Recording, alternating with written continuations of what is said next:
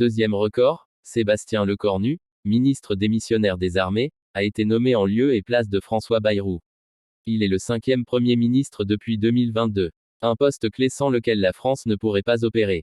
Et un de plus. Au lendemain de la démission du gouvernement de François Bayrou, le président de la République a décidé de nommer comme Premier ministre l'un de ses soldats de toujours, Sébastien Lecornu. Ministre des Armées démissionnaire, l'ex-LR est le seul macroniste à être ministre depuis l'arrivée au pouvoir d'Emmanuel Macron, en 2017. Depuis 2022, la France a déjà connu 5 premiers ministres différents. 7 depuis 2017. Un record que seul détenait jusqu'ici François Mitterrand. Si cette fois, la nomination n'aura pris qu'une petite journée, plusieurs mois s'étaient écoulés, l'année dernière, entre la démission de Gabriel Attal et l'arrivée à Matignon de Michel Barnier. À croire, presque, que le poste de chef du gouvernement ne serait pas si indispensable à la bonne marche du pays. Conduire la politique de la nation.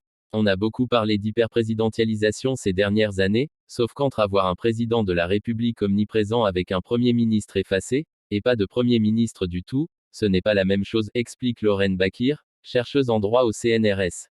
Le rôle et les attributions du Premier ministre sont d'ailleurs clairement définis par les articles 20 et 21 de la Constitution. Et si l'on s'en tient à ces textes, le président de la République ne pourrait en aucun cas se substituer à lui. Le Premier ministre conduit la politique de la nation et il est responsable devant le Parlement, détaille Lorraine Bakir. Donc s'il nie